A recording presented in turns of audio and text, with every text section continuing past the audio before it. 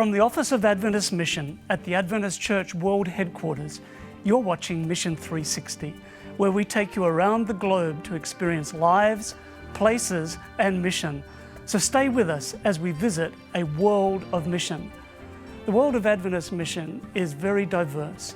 There are tens of thousands of different mission projects taking place in hundreds of countries around the world. These range from church planting through to media ministries, to hospitals, clinics, schools, the list goes on and on. This mission is sustained by prayer, by the work of the Holy Spirit, by committed Adventist volunteers and missionaries and church planters, and it's also sustained by what we call in the Adventist Church mission offerings. Adventists around the world contribute to the mission of the church every weekend, every Sabbath morning when they give their mission offerings. Where does this money go? It goes to so many different places, so many different fields of endeavor. But here to tell us more about this is Pastor Delbert Pearman, who is the Planning Director for the Office of Adventist Mission. Welcome, and thank you for being with us, Delbert. Yes, good. Thank you. Now, I've heard a very interesting phrase, and I hope you can tell me more about it. I've heard about small mission projects. What are those? That's one of the most fascinating mission programs run by the General Conference of Seventh-day Adventists. There are many mission programs that the church is involved in, but one of those that excites me is the Small Mission Project. And this program is designed to respond quickly to initiatives and exciting plans that are frontline, reaching the people where they are. But they had not been previously planned for or budgeted. And so we have a reserve of Sabbath School mission offerings that is administered by the Office of Adventist Mission. Of course, we have to take it to a board to have it approved, and we're able to assist the conferences, the unions, or the divisions to be able to take advantage quickly. Of course, they have to be of a small scope, not a big program that costs millions of dollars, but very small. And normally these initiatives are of short duration, not ongoing. And they may be ongoing, but our funding is a one-time to help them take advantage of that. And so all around the world, throughout Asia, Africa, North America, Europe, we get these exciting proposals, and we're happy to be able to respond with a reserve, a portion of the Sabbath School mission offerings, and then to be able to report back to the world church of what's happening in these places. Well, and a lot of times this is small initiatives that make big differences. Mm-hmm. Yes. That's really nice to hear that the church has a way of acting quickly on small projects that need to happen. Yeah. That's really Yeah. exciting. And which projects is currently the Seventh-day Adventist Church participating in? Well, we're helping with many different projects around the world through the use of the Small Mission Offering Project. One, helping to start up maybe health centers, health conditioning or lifestyle centers, maybe vegetarian restaurants, and starting community services programs or drug rehabilitation programs, and some even just feeding programs. And I know of a young man, a couple in Atlanta, Georgia, who left a very lucrative career, and they wanted to do something, so they went to an inner city project in the U.S., and they started a breakfast program because many children were not getting breakfasts, and through that they are sharing Christ through feeding people and touching bases with them. Yeah? That's one example, and there are many, many other examples. Yes. So give me something behind all of this. Why does the Seventh-day Adventist Church allocate these funds to the small mission projects? Well, we believe we take very serious the Great Commission that Jesus gave us in Matthew chapter 28, 18, 19, 20, to go to every nation, kindred, tongue, and people. And of course, to teach the gospel, to baptize, and to help people to be ready for his soon return. And so we look to fulfill that commission in various different ways, not just always the traditional go out and hold an evangelistic meeting, but there are other ways in which we can reach people, just touching lives, meeting needs, and through us, through the good that we do, people can see Christ in us. And Delbert, can you share with us a story of a successful small mission project? Yes, sure. And we have a PowerPoint presentation. In one country in Europe, a group of young people, church members, they were taking a vacation, and they wanted to not just have centered having fun for themselves, but in the process of enjoying themselves, having fun, to do something to share the gospel, to uplift the community. So we responded by providing finances to help them to acquire canoes and also health materials, family lifestyle materials, and some religious materials. And they took a 2-week trek, boat journey in canoes down a river in Poland. It was about 40-something miles long. I don't think they went, maybe they went the whole 40 miles, I don't know. But as they went, they stopped along the villages and communities along the river banks. And they would stop, and there they would meet the people and hand out materials and other things like that. And so that was their way of sharing Christ to the communities that lived along the banks of this river. And that was very exciting.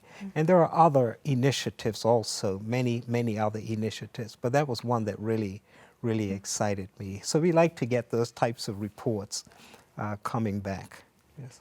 Wow, and that seems like such an interesting way to not only be involved in something creative, but in something you really enjoy. And I think that enjoyment probably reflects in what you say and in what you share with others. Yes. Now, if I wanted to get involved in something like this, a small mission projects, how would I go about doing that? Well, there are 3 ways that you can become involved in missions. Number 1, pray for missions. Number 2, to use your own creative ideas and abilities that God has given you, and to consciously and deliberately look for opportunities. And God will give you different ideas based on the talents He's given to you. And then also you can share that with your church, or share this idea with your pastor, the local conference, and possibly if there is a need, they can apply for funding to help you with your initiative. To help you get started. We normally work through the channels of the World Church, and if they see that as being exciting, they may funnel up to us. Sometimes they can say, we would help you. Sometimes, if it's really nice, they say, let's get the World Church involved, and we have this fund that we can consider, to help. This is excellent. I'm very excited to hear about this.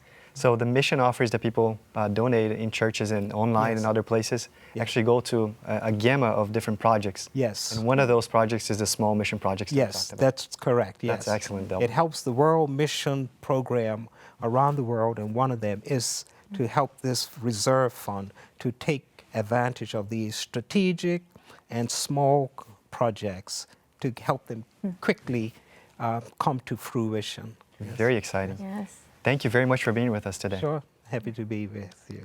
Thank you. One of the exciting projects among the many thousands is one that's happening in the South Sea Islands in the country of Papua New Guinea, and it is a unique biking ministry. Let's look at that video now. When you think of traditional mission work and outreach in Papua New Guinea, likely your thoughts turn to old-time missionaries trekking through the jungles, fording rivers, and climbing mountains to spread the gospel. Still today, airplanes are used to transport missionaries and to help reach people in remote areas of the islands. But in the city of Port Moresby, an old form of transportation is being used for a new type of mission outreach.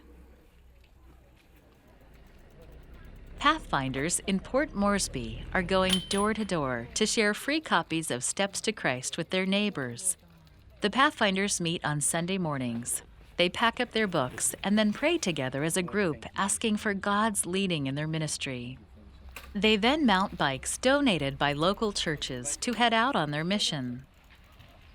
So far, they've been able to give away more than 100 copies of the Ellen G. White book.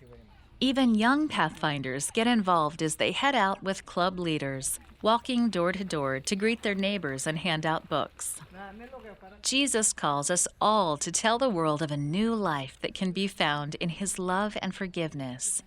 Why don't you try to think of a new way that you can help to spread the gospel around the world? To learn more about Tell the World and the role that you can play, please visit AdventistMission.org. From the villages of Papua New Guinea to the great urban centres of the world, coming up next after this short break.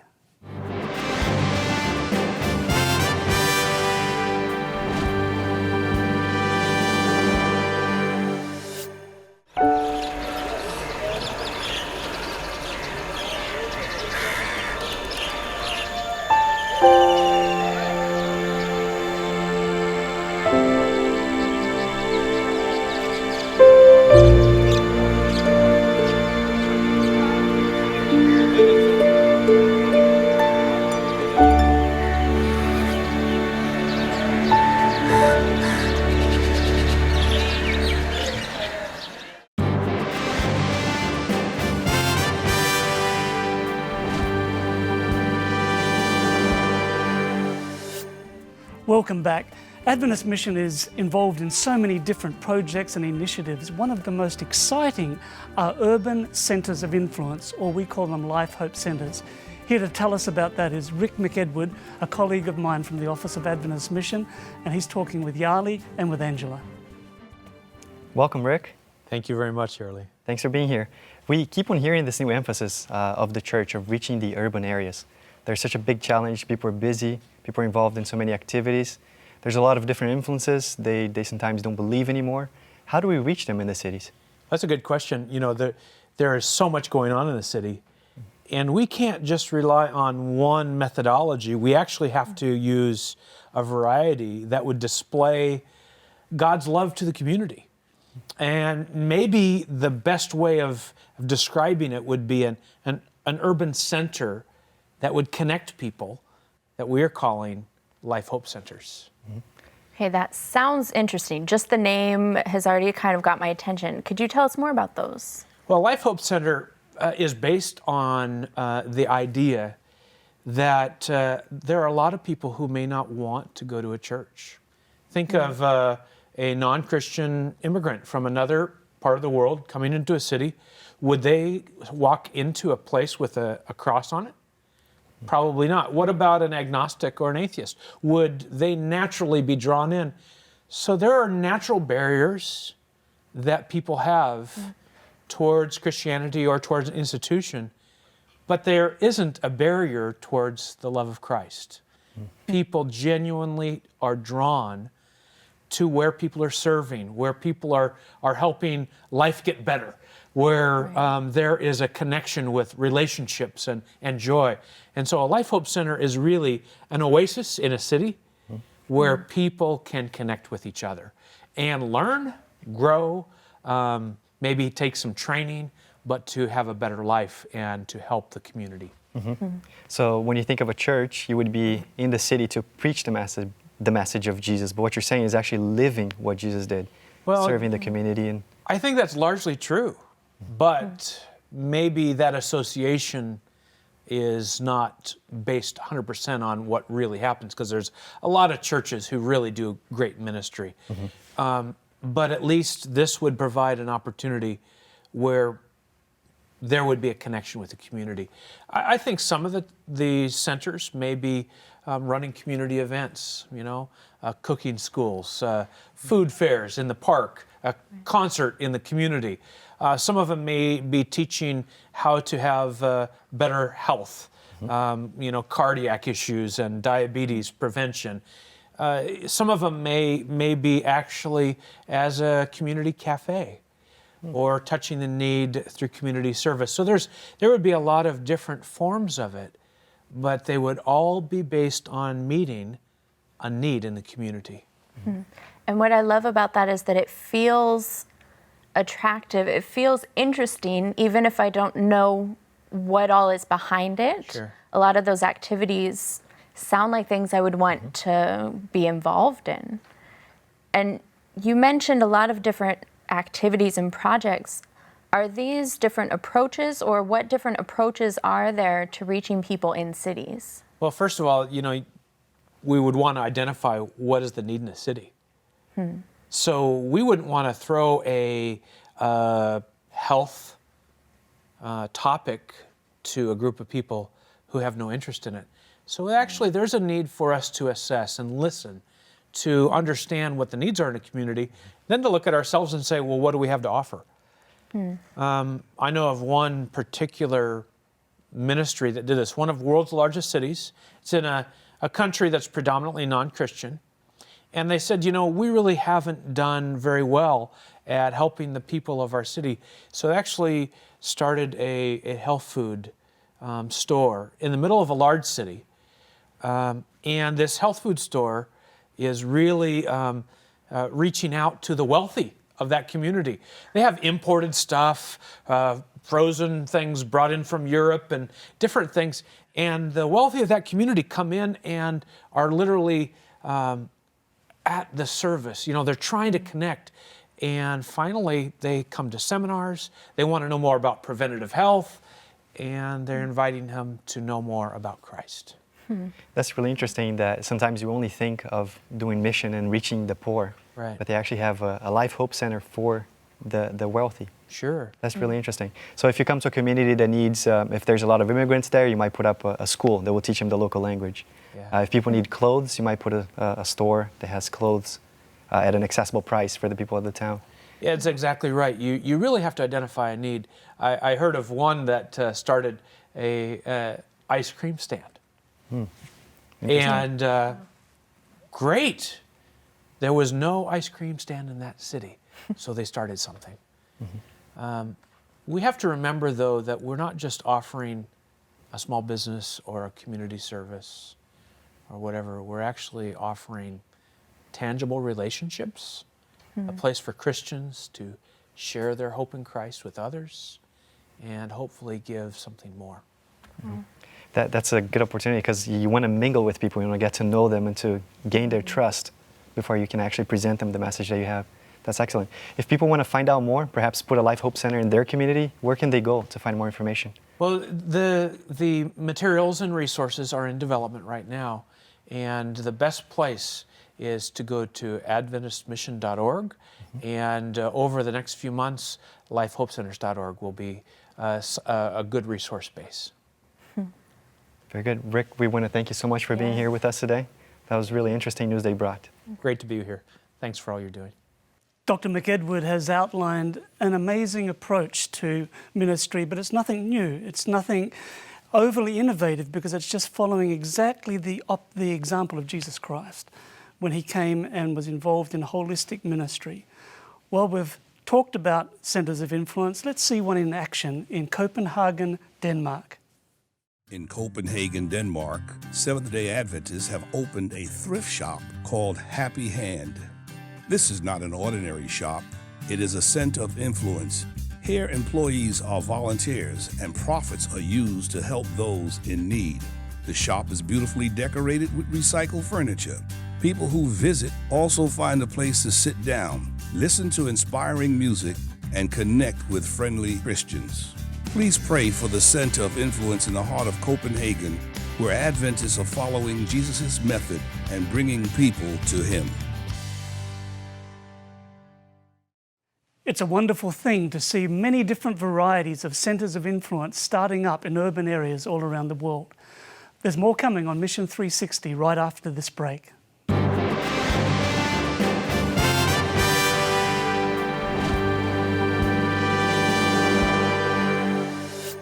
Travel the world with Mission 360 to encounter exciting lives of missionaries who are reaching people for Christ. Watch tales of faith from people who left behind the comfort and familiarity of home to live and work in remote and strange places. These men and women of extreme faith will inspire your walk with God. To receive a free episode on DVD, call today or visit us online.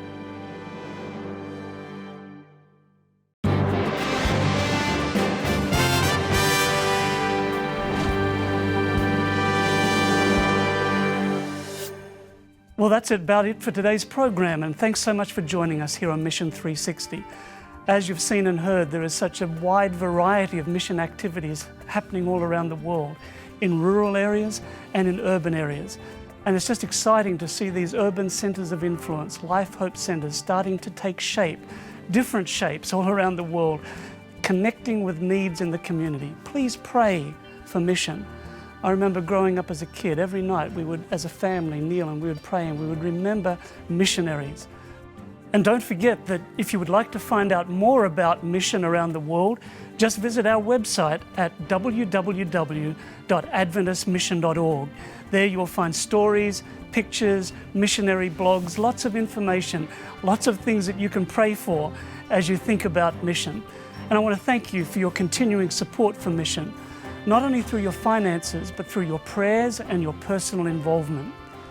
Well, that's it for today's program, and thank you so much for joining us, and I wish you God's richest blessings as you continue to live and work for Him.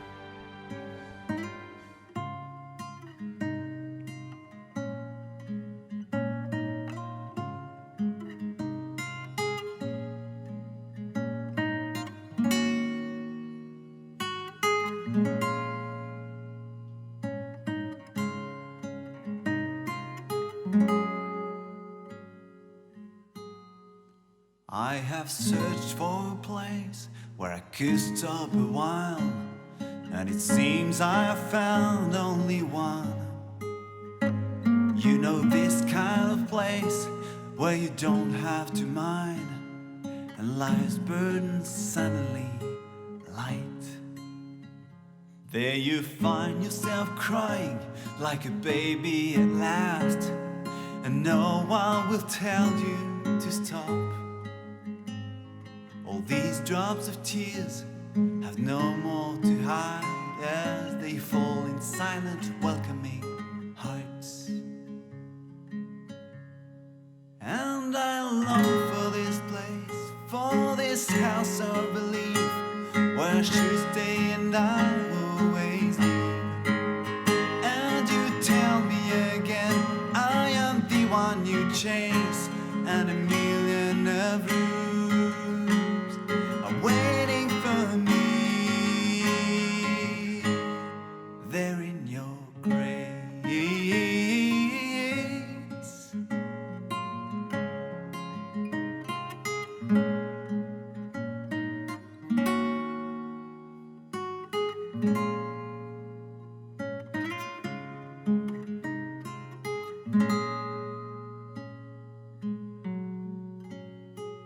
In this place there's no fear of risking and falling, and the failures just mean that you grow. There is room enough for trying, and I'm strong to carry the souls hurt by stumbling feet. There I don't have to pretend that I am what I'm not.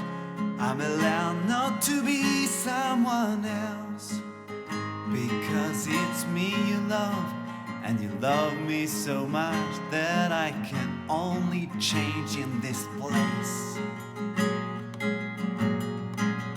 And I long for this place, for this house of belief, where I should stay and I always leave. And you tell me again, I am the one you chase, and a million of rooms are waiting for me there in your grace.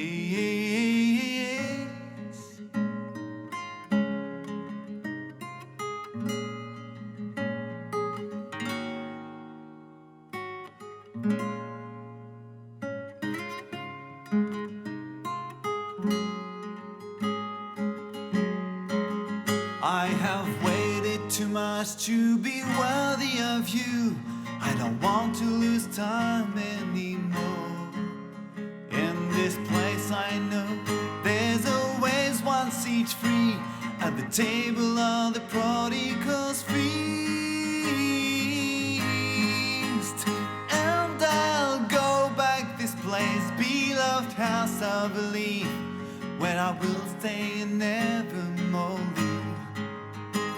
Won't you tell me again I am the one you chase, and a million of rooms are waiting for us